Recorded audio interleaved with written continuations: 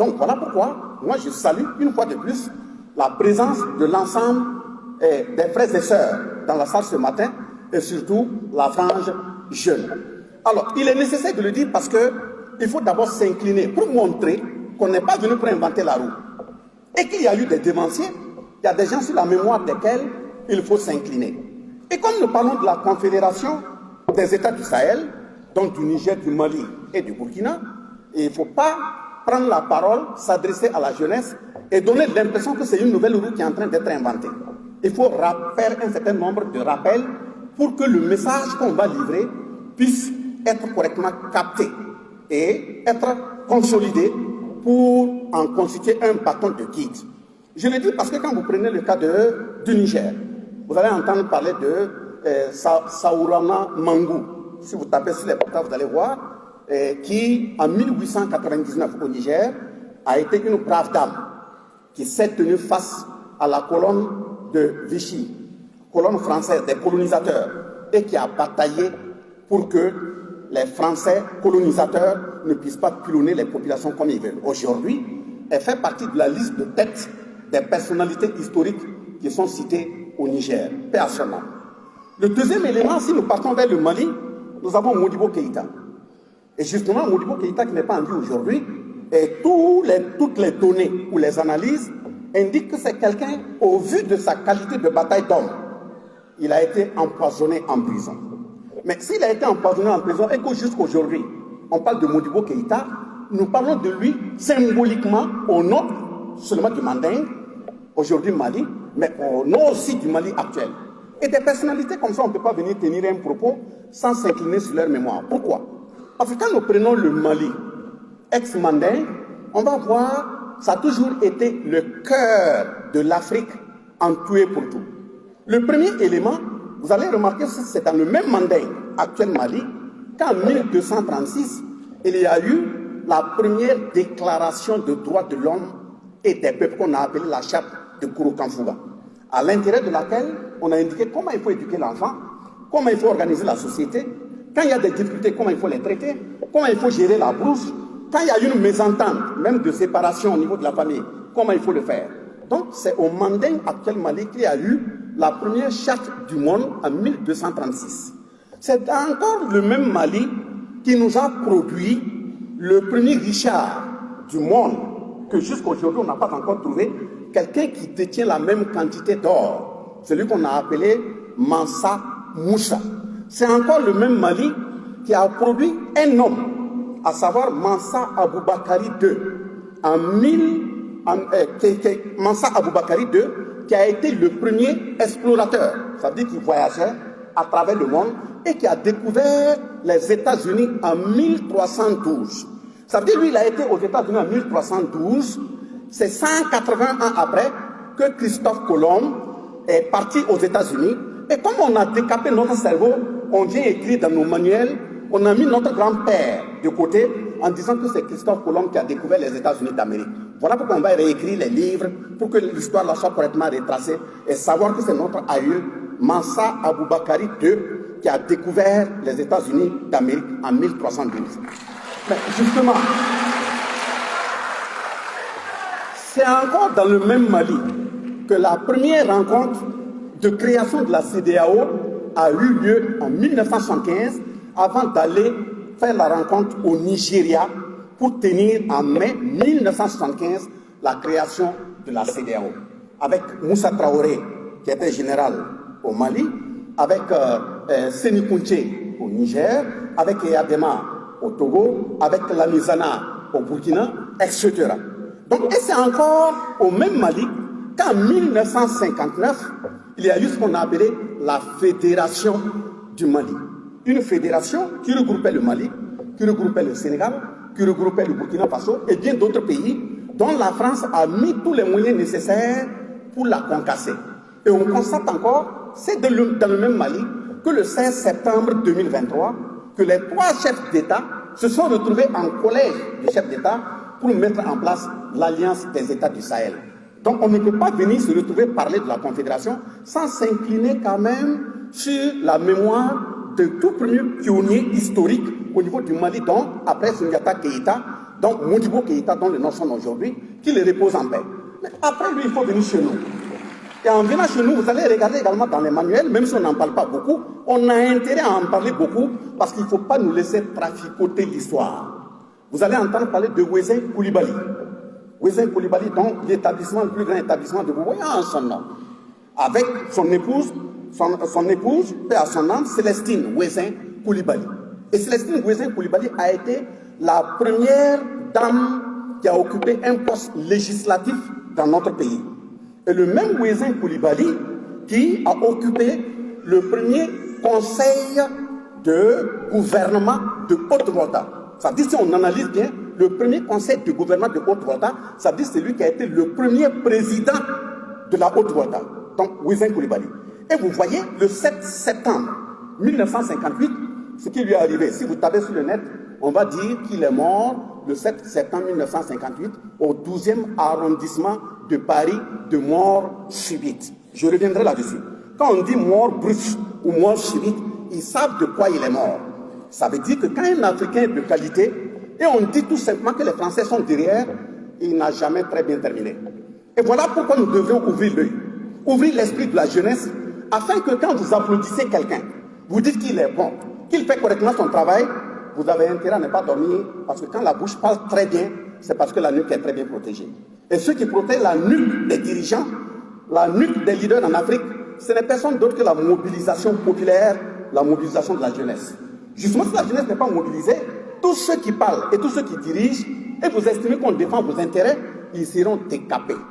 Ne croyez pas que ceux qui viennent vous dire, matin et soir, parce qu'il a quitté la France, il a quitté les États-Unis, il a quitté l'Italie, il a quitté la Belgique, il vient vous tient des propos mielleux, donnant l'impression que nous sommes égaux, qu'il vous aime et qu'il est prêt à vous accompagner pour vous épanouir, pour vous développer.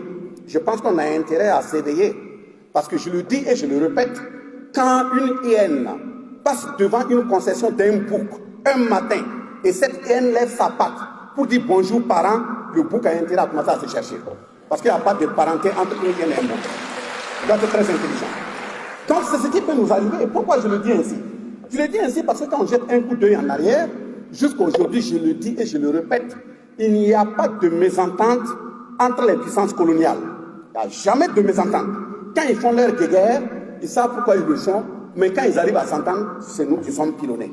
Je le dis ainsi parce que quand vous regardez entre les lignes, nous qui sommes de teint sombre, dont on appelle les Noirs, prenez votre vol, que ce soit par véhicule, par vol aérien et autres, allez-y dans des pays où la peau a changé, soit ils sont devenus clairs, jaunes, blancs, rouges, et regardez le comportement envers nous. Je ne parle pas de façon globale des peuples, parce que dans chaque peuple, il y a des éléments dont l'éducation leur permet d'être simplement des humains.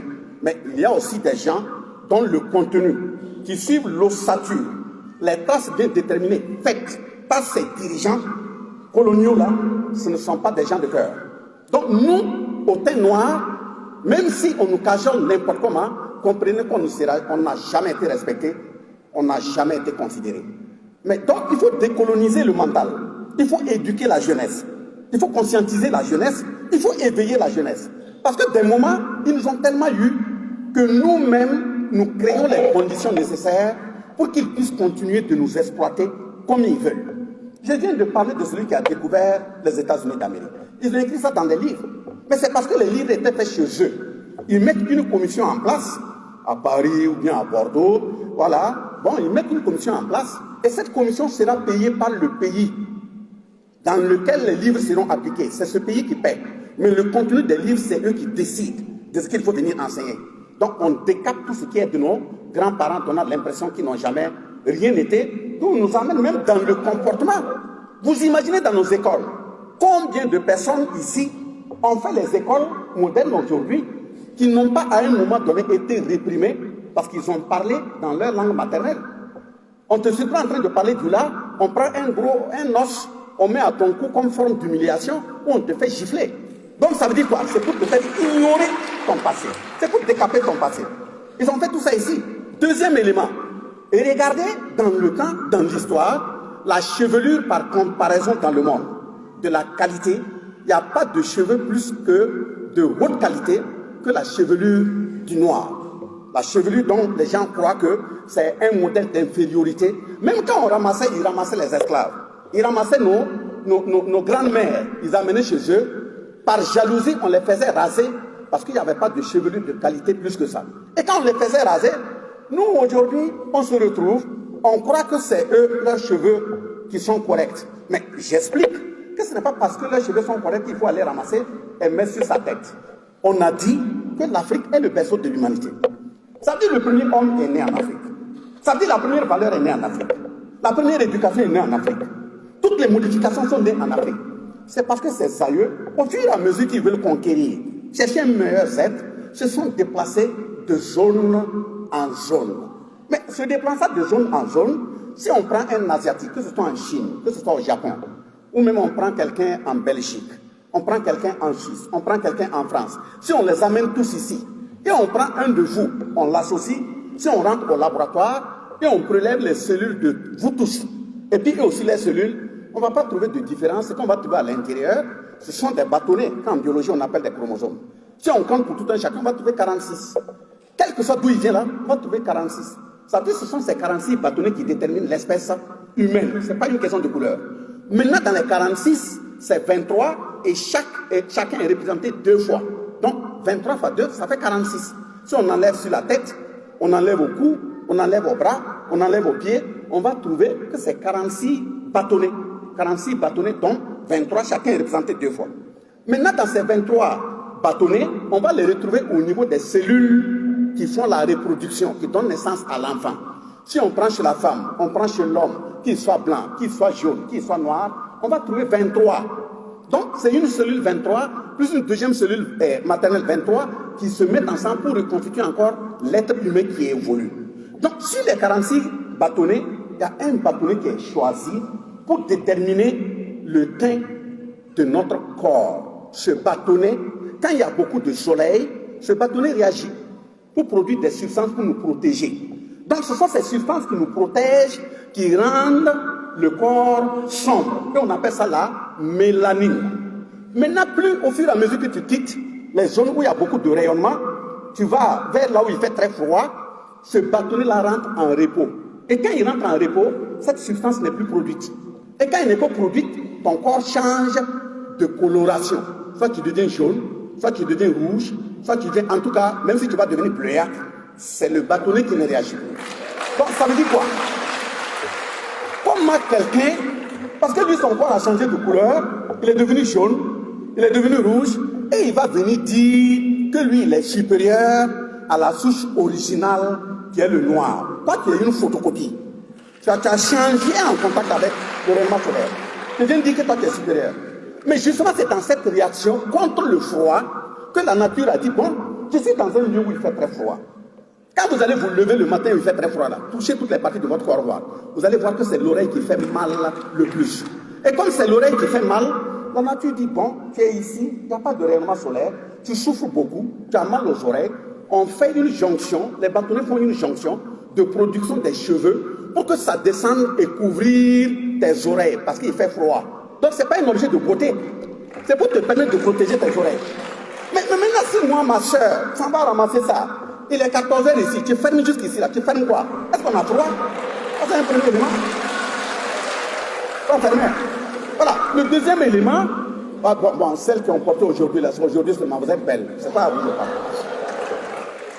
Et vous allez voir, c'est encore le même qui va dire, bon, écoutez, comme ton teint est blanc, la chevelure est descendue, bon, il faut que je rétrécisse ton narine, parce que plus le vent frais rentre, plus ça te crée d'autres maladies. Donc, conséquence, il y aura même une modification nasale. Ça veut dire que la force nasale sera pincée. Et quand la force nasale est pincée, l'intéressé a des difficultés pour parler, parce qu'il ne peut pas capter l'air suffisamment et parler en même temps. C'est ce que fait quand ils veulent parler, ils chantent. Bon, mais toi tu vas aux États-Unis, tu vas en Belgique, tu vas en France, Dieu t'a très bien constitué, les narines sont bien dégagées, la force nasale est là, tu respires bien. Tu dis, tu quittes où? Pour aller où? Vous imaginez? Donc c'est dans ce comportement, ce choix également qui a fait qu'il y a eu des changements de nature. Et on vient, vous voyez comment on nous décolonise. Décolonise par la chevelure, on décolonise par le fait qu'on veut les ressembler en raclant notre peau pour devenir des teints clairs. Et puis maintenant, ils poursuivent, même au niveau des intellectuels. Vous voyez comment on change la voix. Et après avoir changé la voix, ils ne se sont pas arrêtés là. Ils poursuivent comment il faut faire en sorte que l'homme lui-même ait honte de lui. Ça veut dire, dès lors qu'on dit ça vient du noir là, il ne faudrait pas que ce soit un élément de valeur. C'est comme ça que nous sommes considérés. Et si vous tapez sur vos portables, tous ceux qui ont fait les très grandes inventions, que ce soit l'ordinateur, que ce soit le téléphone, que ce soit l'aviation, etc., vous allez trouver que ce sont des noirs. Mais ils ont systématiquement gommé tous les noms des noirs et puis ils mettent d'autres noms pour montrer que ce sont eux qui ont découvert et la race noire doit être toujours inférieure. Mais devons-nous poursuivre dans ce sens? Non, même s'ils ont pris des textes. Comme ils savent, au fur et à mesure qu'ils font ça, les Noirs vont se rebeller. Ils ont fait quoi? Ils se sont organisés. Il faut prendre des lois pour qu'on ne fasse pas la bagarre entre nous. Il faut qu'on sache voilà, qui gère quoi, comment ça doit être géré. Donc, ils ont pris un certain nombre de lois qu'ils ont mis ensemble, qu'ils ont appelé en 1685 le Code noir. Et dans le Code noir, il est dit que vous et moi, autant que nous sommes assis, personne n'est quelqu'un, nous sommes des objets. Ça veut dire qu'on peut nous vendre, on peut nous cisailler, on peut nous tuer, on peut nous pendre. Même quand on est malade, on a une plaie, on vient nous soigner, on ne nous soigne pas en tant qu'être humain. C'est comme quelqu'un qui appelle le vétérinaire, qui vient vérifier son âne, afin que l'âne puisse correctement tirer la charrette le lendemain. Donc, même quand on te donne à manger, ce n'est pas pour que tu sois en bonne santé, c'est pour que justement tu aies la force nécessaire. Pas parce qu'on t'aime qu'on te soigne pour que tu aies la force de production. Donc, dans cette utilisation bestiale, dans cette déshumanisation, dans ce massacre des Noirs, à tout point de vue, ils ont fait en sorte à dire, bon, écoutez, mais si on continue de venir en Afrique, et que la main d'œuvre est toujours difficile à trouver, ce qu'il faut faire, c'est qu'il faut les faire des enfants par force. On regarde. Vous imaginez, si on prend des femmes en Afrique du Sud, on prend des hommes au Burkina, par force. Ils se retrouvent de l'autre côté des océans. Donc, eux, ils regardent dans les humains là, quelle est la femme qui a la plus grande forme, très baraquée, quel est l'homme qui est correctement en forme, vous ne vous connaissez pas avant, on va vous forcer à rentrer dans ce qu'ils appellent la case. Étymologiquement parlant, quand nous continuons de dire la case veut dire la maison des esclaves. C'est le nom comme ça. Donc, on les met dans la case, et dans cette case, il n'y a pas de matelas. Peut-être des bois posés. S'il y a quelque chose qui est mou, c'est qu'ils ont coupé des feuilles, mettre là-dessus. Un homme que tu ne connais pas, une femme que tu ne connais pas, on vous met dans la même case, instruction est donnée que vous ayez des rapports. Donc, si une grossesse naît, si une grossesse, en tout cas, survenait suite à ce contact, l'enfant est surveillé. Après la naissance, on voit s'il a la forme et du papa et de la maman. Donc, ça fait une combinaison, ça fait une force qu'ils ont. Et que l'intéressé, qu'est-ce qu'il fait? Il garde l'enfant comme un veau, comme un âne qu'il peut vendre au moment où il n'aura pas d'argent. Ce qui fait qu'un matin, quelqu'un peut venir s'arrêter à la porte. Il dit, bon, à son collègue gestionnaire d'esclaves, bon, lui, il a la recherche de main-d'œuvre. On va faire sortir l'enfant, on lui présente, il discute le prix comme un objet, et puis dès lors qu'il paie, il embarque l'enfant, il part. Imaginez-vous la douleur que ça fait à une femme de voir son enfant qu'elle a mis au monde, à un homme de voir l'enfant de son sang en train d'être embarqué sous leurs yeux, et ils n'ont pas la possibilité de lever le doigt. Si tu résistes, tu sais ce qui va t'arriver. Et même beaucoup sont morts dans ça parce qu'ils ont préféré soit se suicider ou en tout cas se laisser tuer.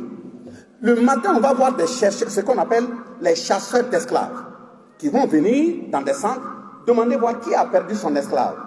Si tu dis que tu as perdu ton esclave, tu donnes ses caractéristiques et ils ont été entraînés pour monter des chevaux, à chevaux.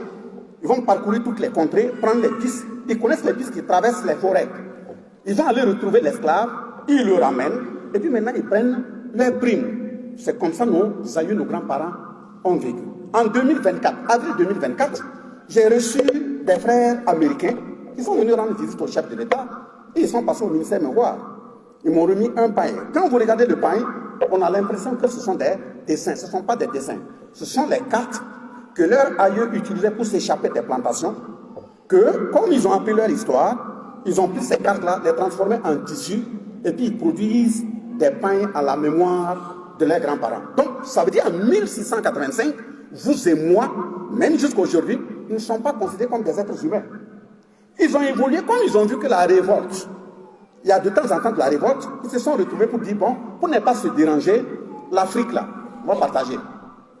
Donc ils se sont retrouvés en 1884. 1884, poser la carte de l'Afrique, chacun s'est partagé ça comme un gâteau, et il a pris sa part empochée. Et ils vont parler maintenant de période de colonisation. Mais l'esclavage, traite négrière, que ça soit appelé colonisation ou pas, c'est le même dénominateur commun, à savoir déshumaniser le noir, exterminer le noir, chosifier le noir. Le dénominateur n'a pas changé. Donc ils vont quitter là-bas, ils constatent qu'au fur et à mesure qu'on monte, il y a des batailles pour pouvoir nous arracher de cette période de colonisation. Ce n'est pas pour zéro, j'ai rappelé en introduction le cas de Wezen Koulibaly, en disant, décédé le 7 septembre 1958 au 12e arrondissement de Paris, et ils disent mort subite ou mort brutale. Quand je le dis ainsi, c'est quoi? C'est parce que dans cette période, ils ont constaté qu'en Afrique, il y a partout des luttes d'émancipation. Il y a des leaders qui se sont dressés pour dire on ne peut plus continuer comme ça. Nous avons perdu beaucoup de parents, il faut qu'on se dresse contre. Et comme ils ont vu qu'il y a beaucoup de leaders qui se dressent contre, ce qu'il faut faire, c'est d'abord de réprimer. Et dans la répression, il y a la répression physique, il faut tuer. Il y a les empoisonnements. Et des moments même, c'est des faits noirs encore qu'ils utilisent. Et je prends des exemples. Quand vous prenez par exemple le cas du Cameroun, les Philippe Mounier, ils les ont exécutés. Et puis prendre les têtes, poser en plein quartier et dire aux populations, c'est vous qui défendez, non? Venez regarder sa tête. Garde à celui qui va faire comme ça demain. Après les Philippe Mounier, regardez au Congo ce qu'ils ont fait à Patrick Lumumba. On le fait pour chasser par des frères noirs qui l'attrapent, on le découpe comme un lapin, on met dans des barriques d'acide, et puis maintenant ceux qui ont découpé enlèvent une dent comme un trophée. Ils vont garder chez eux en Belgique. Durant des années, ils prennent maintenant cette dent, ils mettent dans un cercueil et ils disent maintenant au président congolais, on ramène le reste de votre président.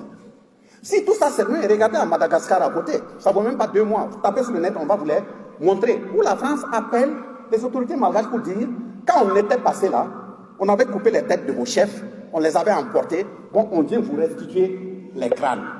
Si ça c'est vrai, regardez au Burkina, Sankara a été massacré. On a cherché à savoir si c'est lui qui était dans la tombe. Qu'est-ce qu'ils ont fait? On a demandé, comme c'est vous qui avez les laboratoires, permettez-nous de savoir si c'est véritablement lui, si son ADN est connu. Vous faites des prélèvements, partez dans vos laboratoires et vous revenez dire, bon, que ça n'a rien donné comme résultat. En fait, la vraie réponse, c'est que c'est un noir. Et il faudrait que ça serve de leçon pour qu'aucun autre noir n'ose se comporter dans le sens de défendre ses frères noirs. C'est ce message-là qu'on nous envoie pour dire, garde à toute personne qui va s'engager. Donc, de ce point de vue, vous voyez que pour quitter la colonisation et venir même en décolonisation, c'est encore eux qui ont changé les termes. En changeant les termes, comment? Ils viennent et disent, bon, écoutez, ici, là, nous, on va, comme vous êtes en train de lutter pour être indépendant, là, ne vous pressez pas. C'est pas grave. Vous êtes libre, on va vous rendre libre. Pour montrer qu'on va vous rendre libre, on va vous donner des dates. Voilà, donc ils se sont organisés, ils ont pris leur avion. Voilà, ils descendent un 1er août au Bénin. Ils disent aux Béninois, bon, écoutez, à partir d'aujourd'hui, 1er août, vous êtes libres. Voilà, voilà la date d'indépendance. Et puis le 2, ils se reposent au Bénin. Voilà, le 3, ils montent, par exemple, au Niger. Ils disent, bon, on est venu, voilà, aujourd'hui, là, vous êtes indépendants. Voilà, voilà votre date. Ils se reposent le 4. Le 5, ils viennent en Haute-Volta. Voilà, ils disent, bon, vous êtes indépendants. C'est le 5 août. Voilà. Et puis, ils se reposent le 6. Le 7, ils vont en Côte d'Ivoire.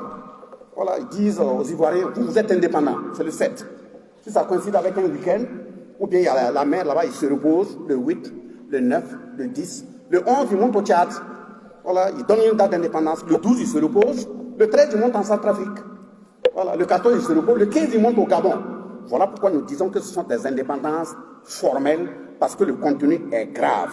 Ils ont dit indépendance, mais le contenu est grave. Pourquoi le contenu est grave? Parce qu'en donnant les indépendances, je prends le cas du Burkina, pourquoi Wezen Koulibaly, il faut le dire, il a été assassiné, il a été empoisonné. Mais maintenant, on fait en sorte que dans ces colonies-là, qui est capable de se soumettre. Attention, c'est eux qui choisissent. Hein. Mais de toute façon, vous avez d'abord été des députés français. Et si vous êtes des députés français, et la France a eu la culture, l'éducation, c'est eux qui vous ont étudié, ils connaissent tous ceux qui sont des intellectuels. Voilà. Quand on dit ils te connaissent là, ce n'est pas physiquement. Hein. Les psychologues t'étudient, les sociologues t'étudient pour voir quel est ton tempérament, qu'est-ce que tu aimes, qu'est-ce que tu n'aimes pas. Voilà. Et puis on te met maintenant dans des centres d'éducation où tu ne dois pas lever la voix. Voilà. Tu dois, parce que toi tu es une créature divine. Tu dois être doux. Même si on te gifle à gauche, donne la droite. Voilà. De toute façon, le paradis là, c'est réservé pour vous. Ne regardez pas la souffrance que vous faites ici. Donc, ils font comme ça, et puis ils appellent celui qu'ils ont choisi là, pour lui dire, c'est toi qui nous représentes, ce papier-là, c'est pour toi. Et puis on t'enferme. Et on te dit, ce papier-là, ça compte 11 chaînes pour t'enchaîner. Enchaîner le pays. Enchaîner tes populations, ça fait 11. La première chaîne, on te dit, considère que ce que nous on a fait à tes grands-parents là, et ce qu'on t'a fait là, même ce qu'on va faire demain là, considère que c'est pour ton bien. Donc ça veut dire on t'a colonisé, on t'a fait quoi, là, tout ça c'est bien, tu nous toi-même. Voilà, parce que quand on a séjourné chez toi, on a construit des bâtiments, on a fait des écoles, on a même construit des palais présidentiels en notre nom, donc tu dois nous payer. Donc tout ce qu'on a construit, c'est pour nous là, tu considères que tu es en location. Et chaque fin de mois, il y a la location à payer. Il faut que tu paies. Voilà, ça c'est la première chaîne. Donc, il faut tenir compte que, voilà, tout ce qu'on vous appelle là, c'est bien. On prend une deuxième chaîne, on dit, bon, que l'argent que vous utilisez là, vous voyez, on appelle ça franc des colonies françaises d'Afrique. On peut même changer le nom, mais ça reste tel. Gare à toi si tu changes. C'est notre monnaie, c'est nous, on a battu ça pour vous. Vous n'avez pas autre monnaie à décider. Le franc CFA là, c'est comme ça. Troisième chaîne, on dit, nous sommes dans la salle ici. Si entre-temps on trouve de l'or, on trouve du diamant, on trouve du pétrole, on n'est pas fou pour commencer à exploiter. Non, on leur rend compte. Toutes les ressources minières du pays et forestières leur appartiennent. Ça leur appartient. C'est eux qui décident ce qu'ils veulent en faire.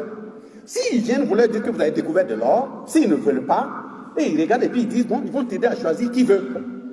Et l'autre chaîne qu'ils ajoutent, ils disent que tes militaires, c'est nous qui autorisons leur recrutement, c'est nous qui les formons, et même le matériel militaire, c'est chez nous que tu dois acheter.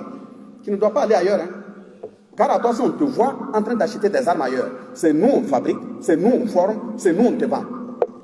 Voilà. Et l'autre chaîne, on dit, tu ne dois pas lier un accord avec un autre pays, quelle que soit sa bonté, quelle que soit sa qualité, c'est nous ou rien. Si tu dois goudronner une voie, Bobo Banfora, tu dois d'abord voir nos entreprises. Si nous, notre entreprise ne veut pas, en ce moment-là, tu peux appeler quelqu'un d'autre. Et l'autre chaîne, on dit, vous voyez comment nos grands-parents ont fait. Voilà, 14, 18, voilà, et puis jusqu'à 45, la Deuxième Guerre mondiale, on est venu prendre ici pour aller, non? Donc, considérez que si la France est en guerre contre un autre pays, on doit venir dans vos pays, puiser la population pour aller défendre la France. On lui dit, bon, est-ce que tu as compris? Il dit qu'il a compris. On lui dit, si tu n'as pas compris, tu dis, on te réexplique. Il dit qu'il a compris. On dit, gare à toi, puisqu'on va suivre.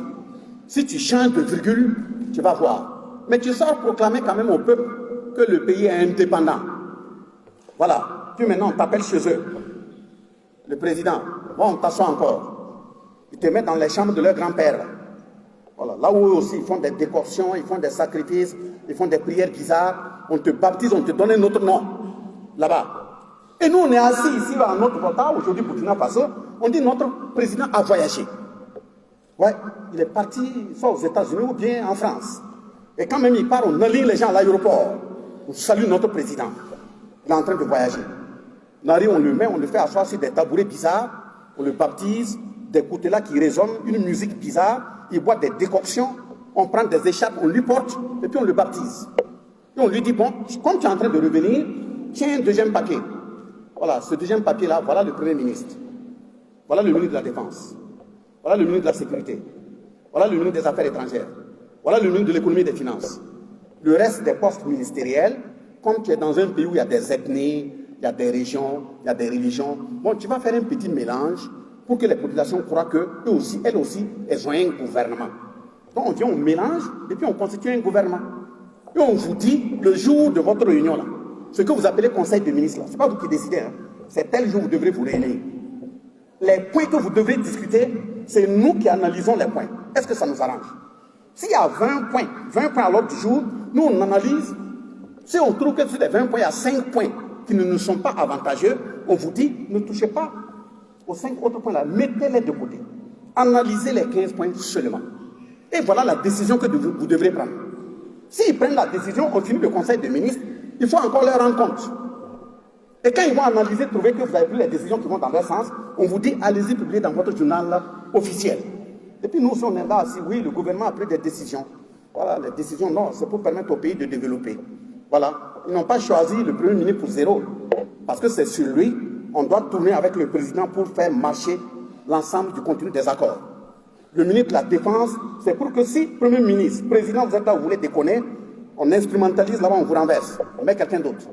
Affaires étrangères, c'est pour que tout ce que tu vas aller dire à l'extérieur, c'est ce qu'eux ont dit de dire, c'est ça que tu dis. Si tu fais autre virgule, tu vas voir. Économie et finance, c'est pour faire le point des richesses. Voilà, et puis leur envoyer, etc. Et puis on est là, on a un gouvernement. Et puis ils prennent maintenant une loi. Ils vous font appeler ça la loi fondamentale, la loi mère, qu'ils vont appeler constitution. Et dans le contenu de la constitution, ils rassurent celui qu'ils ont choisi. Voilà, c'est nous qui avons fait ça. Ne crains pas, hein. Voilà, on va mettre à l'intérieur, puisqu'il faut berner la population. Il faut leur donner l'impression qu'on est en démocratie. Et que ce sont eux qui choisissent leurs frères pour les diriger. On met dans la constitution, bon, un mandat renouvelable une fois. Et puis on te dit, ne t'inquiète pas. Non, on a mis ça là pour la forme. C'est pour leur donner l'impression que c'est eux qui choisissent. Sinon, le nombre de mandats, c'est nous qui détenons le nombre de mandats. Si tu fais ce qu'on veut, tu peux faire même 3 mandats, 4 mandats, 5 mandats, même de façon indéfinie. Si tu veux, même après ta mort, quelques mois, on peut garder le fauteuil à ton nom. Voilà, donc pour dire, c'est comme ça que tu dois gérer. Tu dis, est-ce que tu as compris? Tu dis oui. Donc, même si tes frères se rebellent, parce qu'on a fait des élections, et puis des gens t'ont mis de côté, tu es en minorité, non, c'est nous qui gérons, on a l'armée. Puisque l'un des accords dit qu'on peut déployer nos armées sur votre territoire. On te dit, reste tranquille, on va revenir faire couler le sang, et puis t'installer. On a tué 2000, on a tué 3000, de toute façon c'est des noirs. Le problème c'est quoi? Donc on te rassure, et on met ça dans la Constitution. Et quand on met ça dans la Constitution, on fait les élections. Et toi aussi, les populations sont assises, on croit qu'on a élu quelqu'un. Et on lui donne même les méthodes pour gagner. On dit à Bobo Dioulasso, nombre d'inscrits pour voter, 80. Au moment de dépouillement, on dit nombre de votants, 200. Comment 80 peuvent être inscrits, et puis maintenant, votant, il y a 200, pour te permettre d'avoir. Voilà. Et puis on te rassure. Et on dit à l'intérieur aussi, toutes tes valeurs culturelles, la population, il faut saccager. On envoie les politiciens qui vont dans les villages, tous les chefs qui sont toujours restés droits, il faut les saccager et mettre des gens qu'on peut manipuler. Donc s'il y a un répondant politicien qui est chef coutumier dans le village, quand il y a des élections, il mobilise les gens pour que l'intéressé là soit voté. Si on trouve qu'il n'a pas quelqu'un, le chef traditionnel ne veut pas accepter, on lui dit, cherche le quartier qui est d'accord avec toi, va au marché, paye un chapeau, paye une canne, viens installer le chef. Conséquence, dans nos villages, on a 2 chefs, 3 chefs, 4 chefs, pas le biais de la politique. C'est à ce niveau nous disons, il faut que ceux qui nous ont mis au monde, nos aïeux, nos ancêtres là, il faut qu'ils se réveillent et qu'ils surveillent.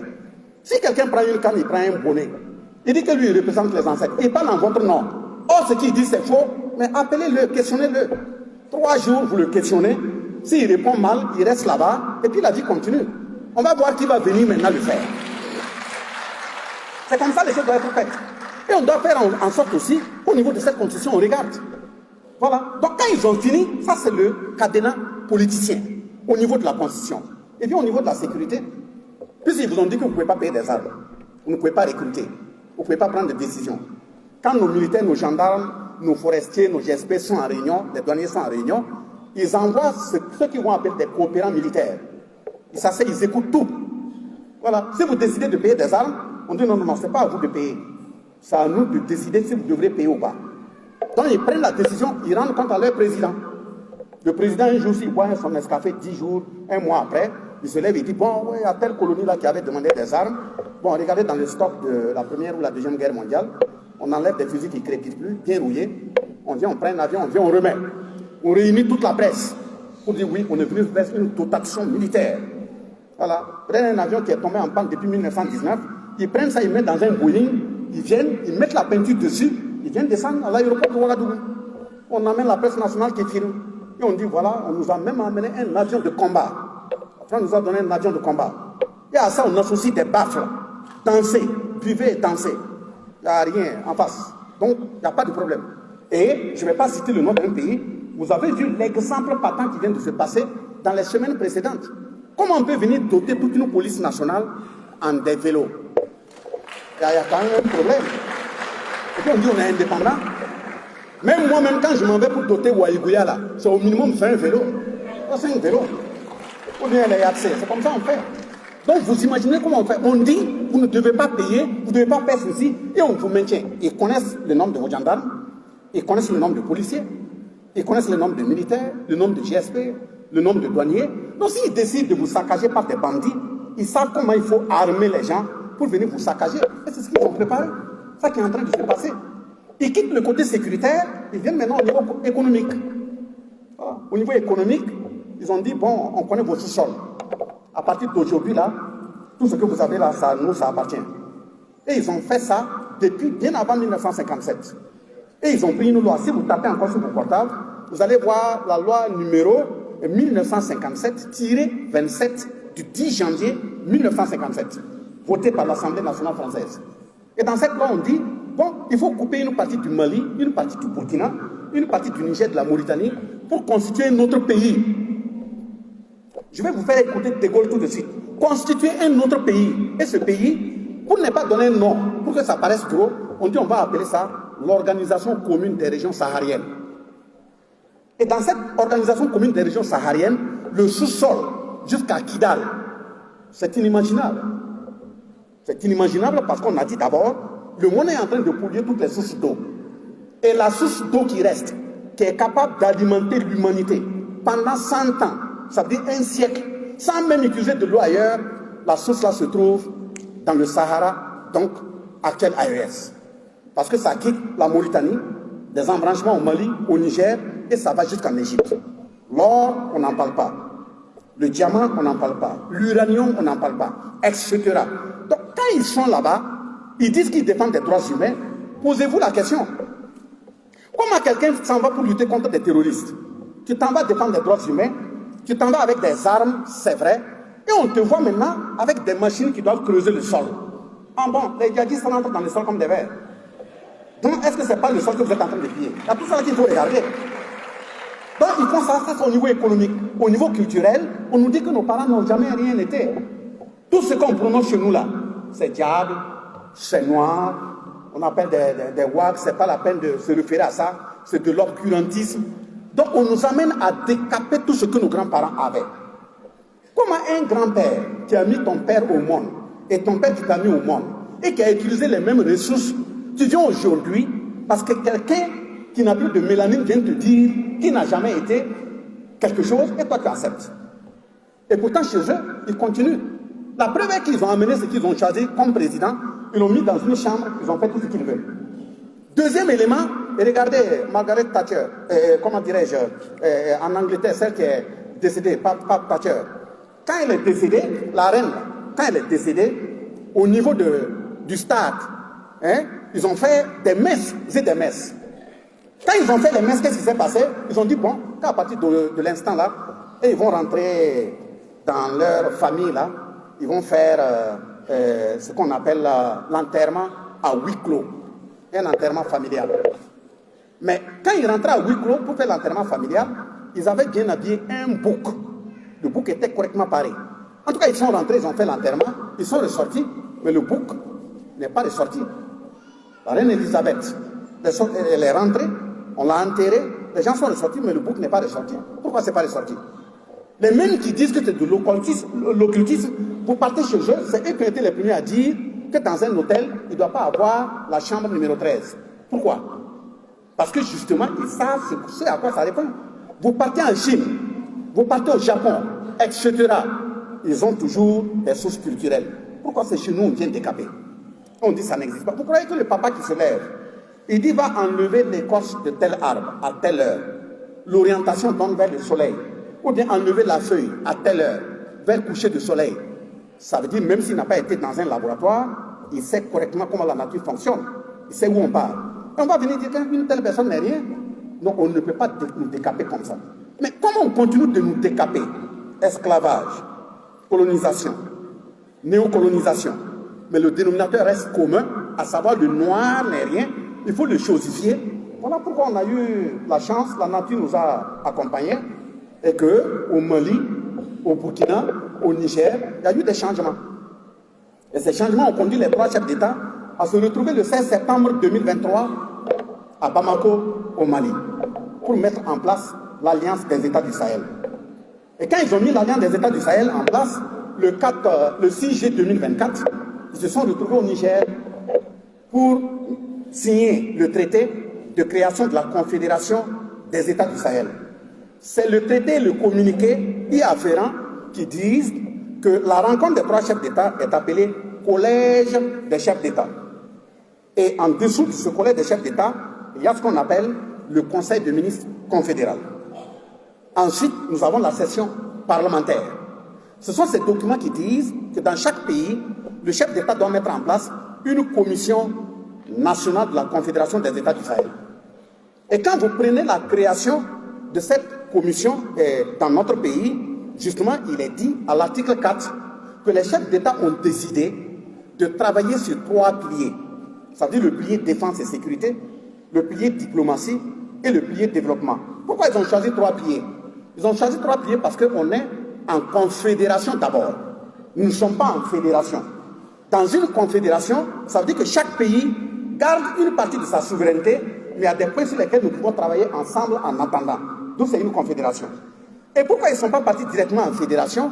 En 1959, avec Modibo Keïta, ils sont partis directement en fédération, mais les piliers fondamentaux n'ayant pas été construits, la France a eu les capacités de saccager ça très rapidement. D'où il ne faut pas aller de façon précipitée. Il faut aller doucement.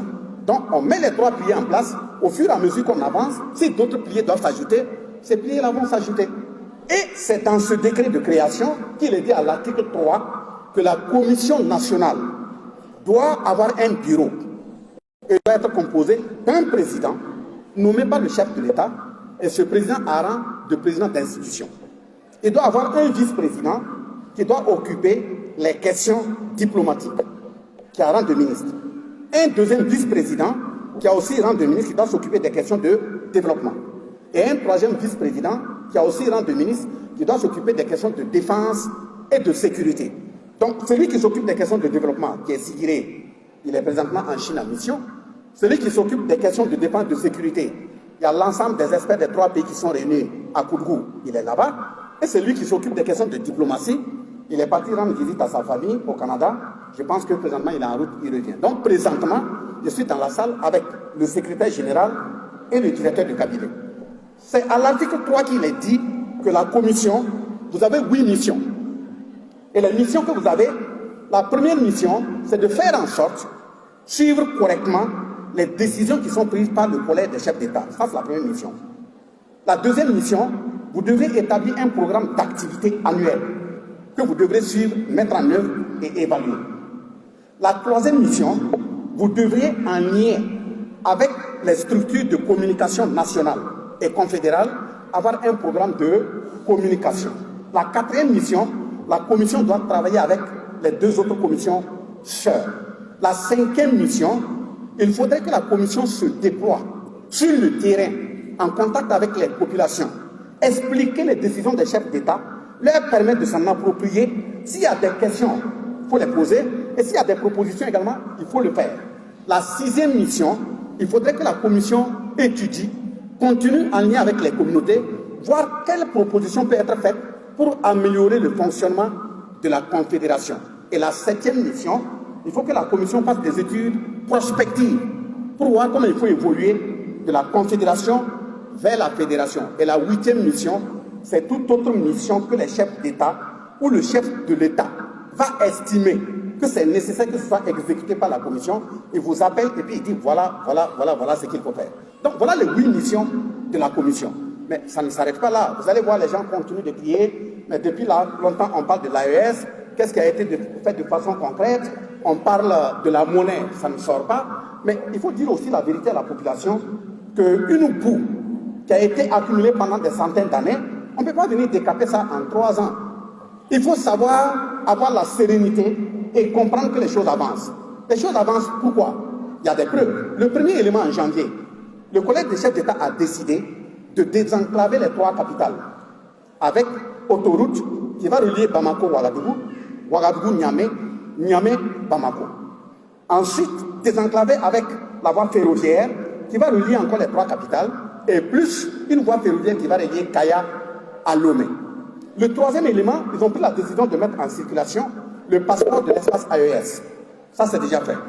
Ils sont en train de réfléchir sur l'engagement de la carte biométrique d'identité de l'espace AES qui est en cours et qui permettra d'amoindrir les tracasseries de paiement aux frontières de ceux qui voyagent. C'est parce que c'est marqué Mali, Niger, Burkina qu'on arrive toujours à pilonner les populations. Même si ça sera marqué, il faut trouver des voies et moyens pour que quelqu'un qui quitte le Mali n'ait pas à se faire racketter à des frontières pour venir au Burkina ou bien en allant au Niger. Donc ces voies-là sont en cours. Il y a eu aussi la décision de mettre en place une banque confédérale d'investissement. Et il y a eu aussi la décision de mettre en place une télé, une radio et un organe radiophonique, etc.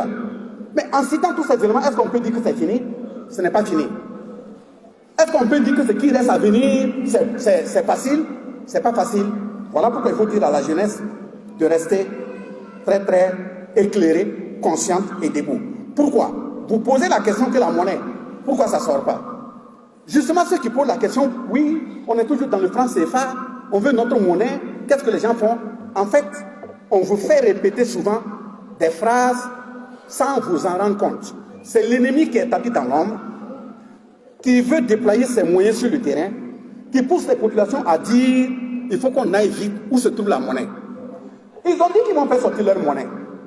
C'est leur monnaie. Ce n'est pas ta monnaie. Tu es pressé pourquoi?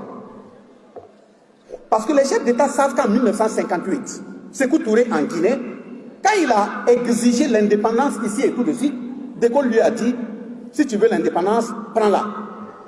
En disant comme ça et en partant, il a saccagé et les universités et l'administration guinéenne. Il a rappelé tous ses professeurs chez lui. Finalement, la Guinée n'avait plus d'intellectuels pour former les étudiants.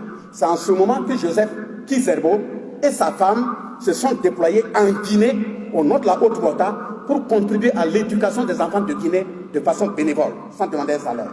Ça a été fait dans ce pays. Donc vous imaginez.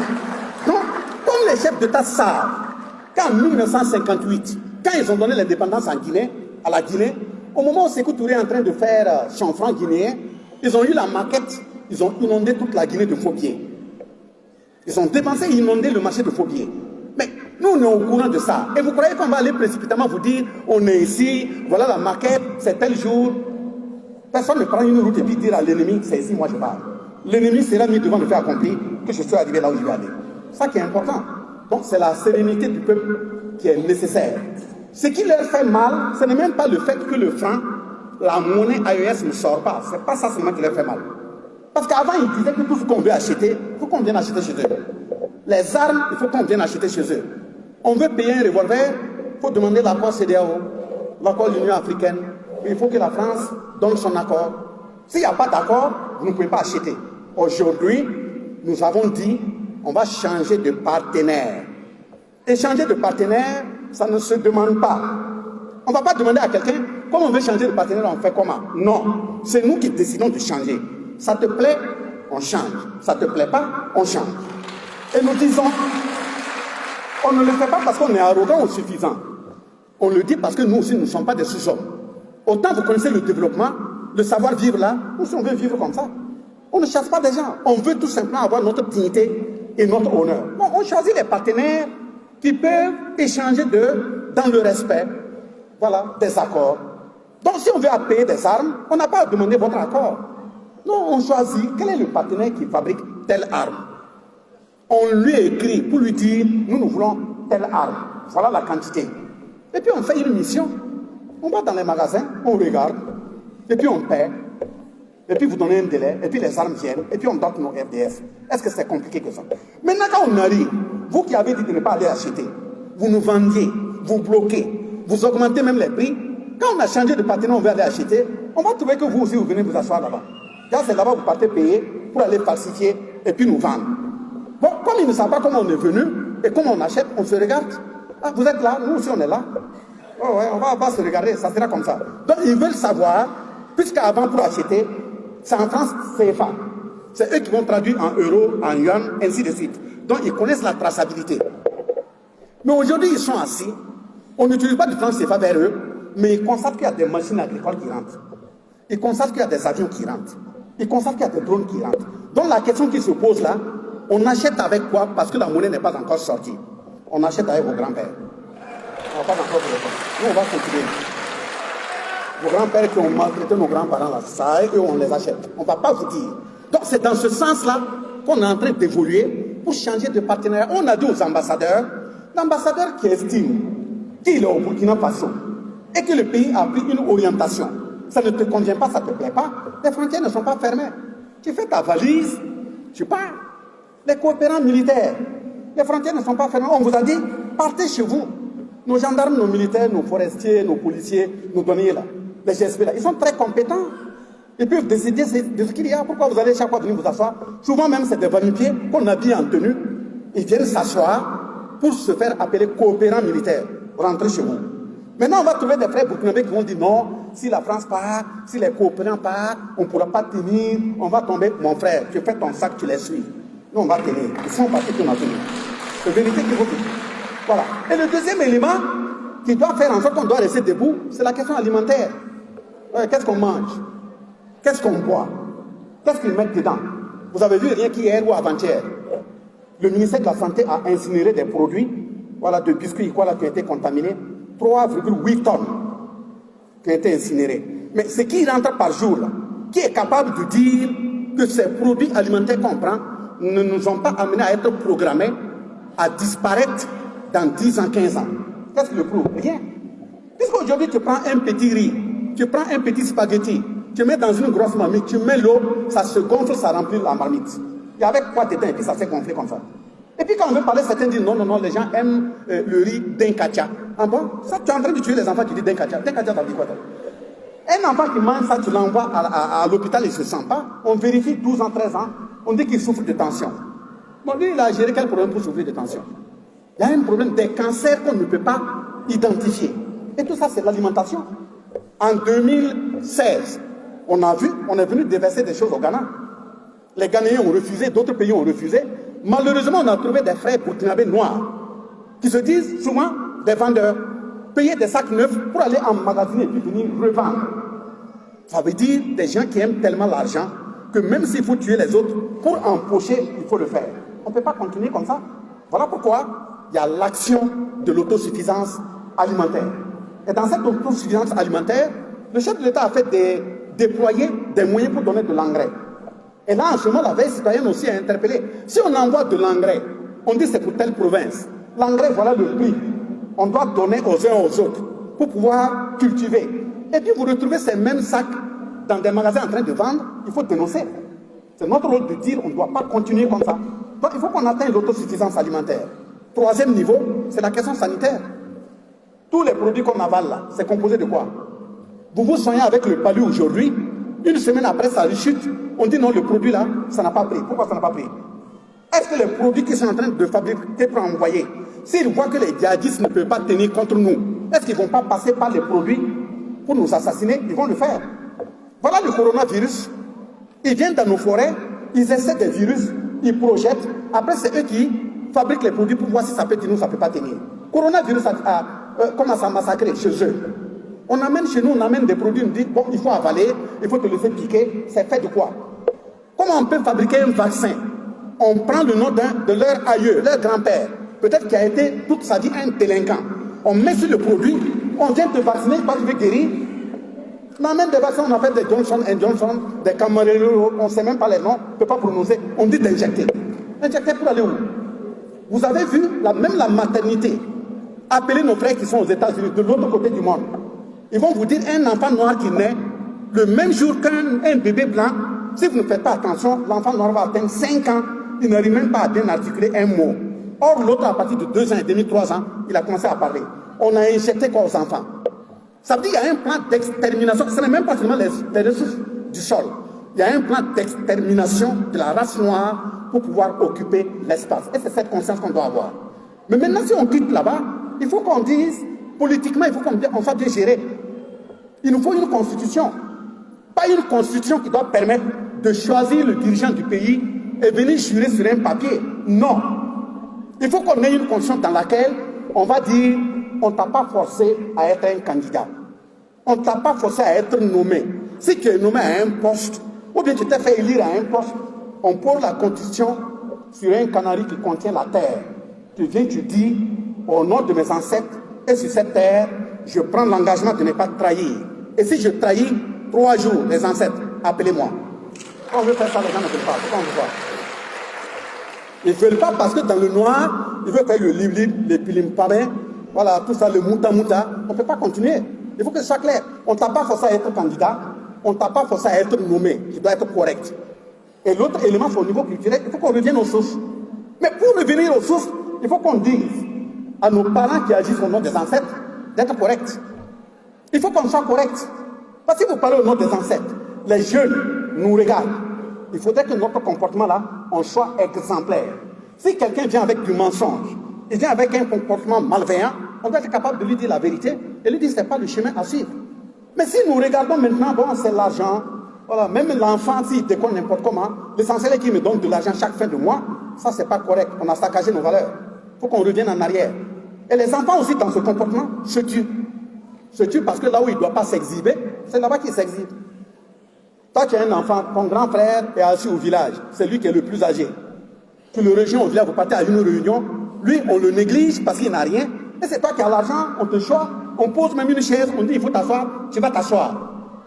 Oh oui, mais vous êtes en réunion, la mort est à côté. La mort envoie un disciple, dit d'aller regarder. Généralement, dans leur société, c'est lui qui est assis sur la chaise là, c'est lui qui est le plus âgé. On vient, on te prend, et puis maintenant les gens crient que le jeune est mort. Le jeune n'est pas mort, le jeune s'est tué. Puis c'est assis là où il ne devait pas s'asseoir. Donc au niveau des coutumes, voilà ce qui doit être fait.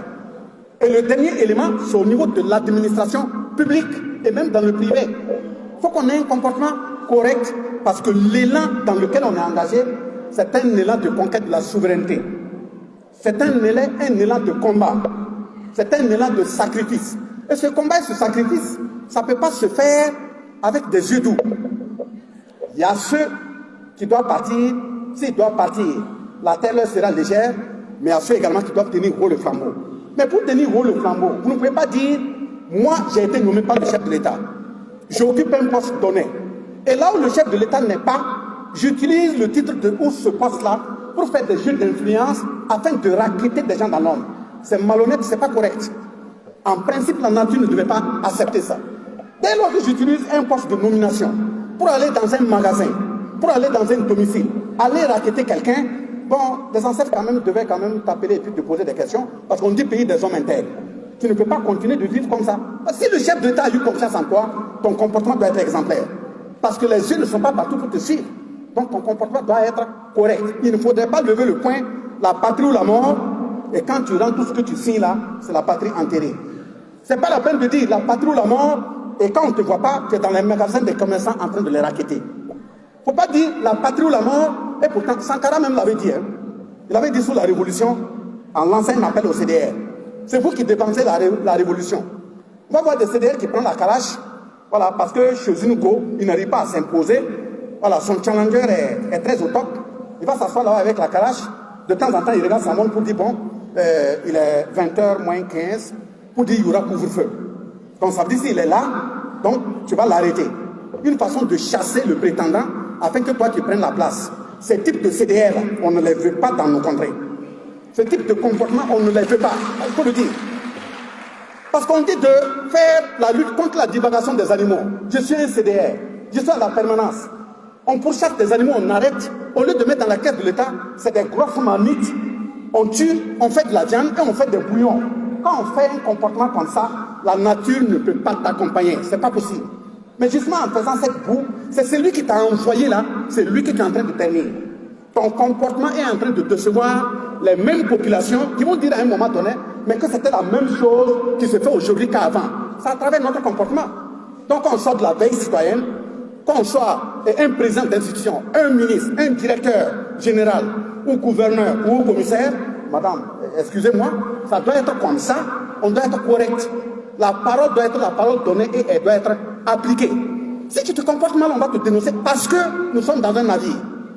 Si quelqu'un dans le navire commence à donner des coups de poignard au navire, mais quand ça va chavirer là, c'est pas lui seul. C'est tout le monde qui va partir.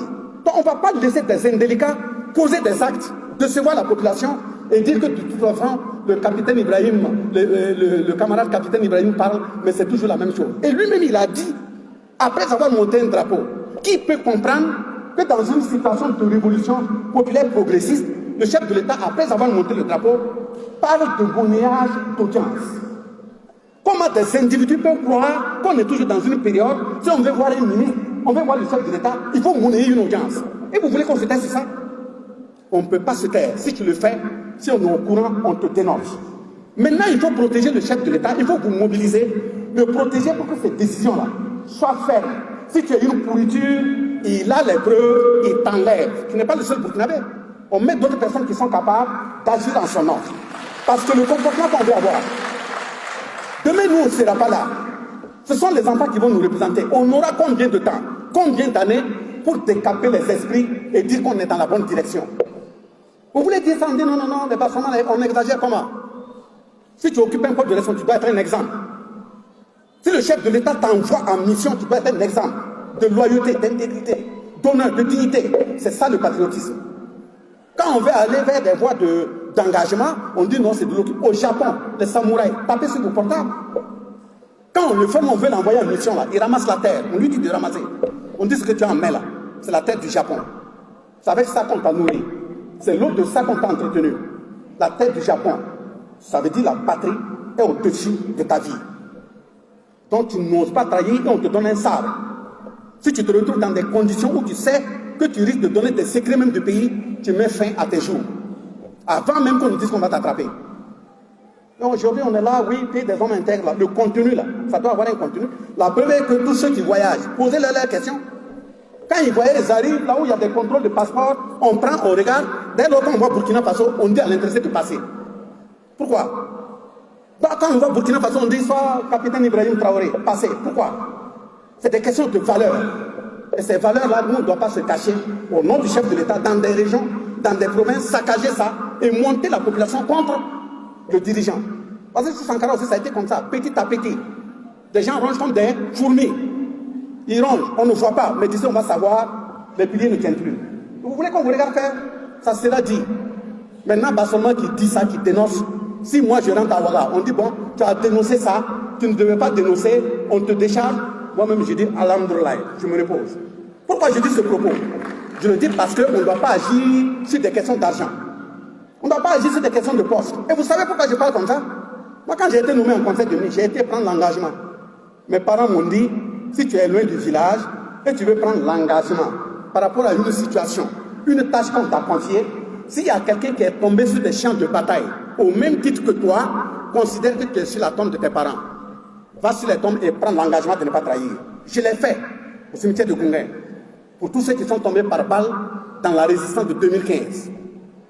Pendant la résistance. Ça a été fait pour leur dire, on m'a appelé dans le gouvernement, c'est pour aller servir le pays. Ce n'est pas de l'argent que je cherche. Ce n'est pas des postes qu'on cherche. Ce n'est pas du matériel qu'on cherche. Il faut que la mission se termine correctement et la richesse doit être l'honneur, l'intégrité, la dignité, le patriotisme. Et de faire en sorte que les résultats qu'on va impacter, la jeunesse ne continue pas de souffrir comme nous avons souffert. C'est ça le combat. Donc on ne peut pas te nommer, bon, on est là, on veut montrer, faire la viva, ronger les racines de la révolution. On veut vous dire la vérité, vous ne voulez pas vous redresser. Pourquoi? Qu'on se redresse. Et c'est la même chose, de la même façon que je parle, c'est la même chose que je dis au chef traditionnel. Il ne peut pas aller au front, aller se battre. Quelqu'un tombe là-bas. L'État vient donner quelque chose pour la famille, pour prendre la veuve en charge, pour prendre l'orphelin en charge. Et des familles se retrouvent. Non, d'ailleurs, ils n'étaient pas mariés avec la fille, même s'ils ont eu des enfants. On chasse la femme, on chasse les orphelins, et puis ils sont là, c'est l'argent qu'ils veulent partager. Nous sommes dans quelle société? Nous avons trouvé une période où, quand un jeune tombe dans une famille, les parents ne veulent même pas qu'on parle d'argent ou de matériel. Pourquoi on va se retrouver dans une période où c'est l'argent qui intéresse les gens? Ça veut dire que l'enfant même a pris l'arme avant d'aller au front. Vous, c'est à l'argent, vous pensez? Vous ne pensez pas à sa vie? Voilà pourquoi, pour effacer cette question-là, il n'est plus question de dire qu'ils sont traditionnellement mariés, ils n'ont pas été légalement mariés. Non. Le chef de l'État a donné autorisation. Le code de la famille des personnes a été changé. La loi a été votée. Les textes sont en train d'être pris. Parce que vous ne pouvez pas convoquer les vieux. Ils appellent les ancêtres. Vous amenez la cola. Ils informent les ancêtres. Ils séparent la cola donnée à des gens et vous dites qu'ils ne sont pas mariés. Moi, seulement, j'ai 80 ans. J'ai un problème de justice. Je me retrouve en justice à la barre. Celui qui est assis en train de faire le jugement, c'est mon enfant. Ça veut dire il a l'âge de mon enfant. Et puis il m'appelle et dit, bon, basé seulement, célibataire. Moi, célibataire. Moi, je suis célibataire.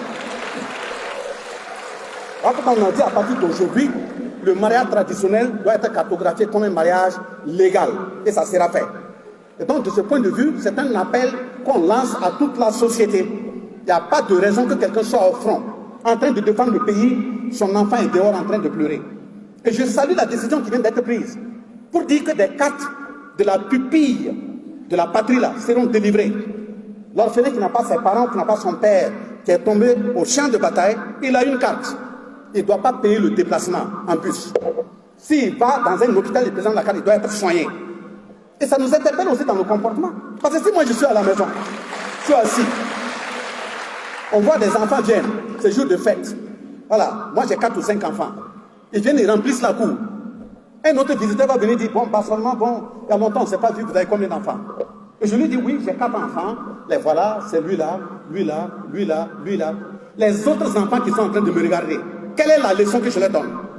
Voilà pourquoi on dit, quand on dit de revenir à la source là, aux sources là, c'est tout ça. Parce que l'enfant, c'est un bien communautaire. Il n'y a pas de raison que je trie parmi certains, ils sont en train de me regarder. Mais si parmi eux, il y a certains dont les parents sont tombés au front, on vient lui montrer toute la société que lui, il est un orphelin. Ce n'est pas correct. C'est ce langage de vérité qu'on doit se tenir vis-à-vis des jeunes. Parce que les jeunes ne sont pas tombés des cieux. Ils ne sont pas tombés du néant. Les jeunes regardent, nous qui sommes âgés, est-ce que notre comportement est correct? Est-ce que notre comportement est sain?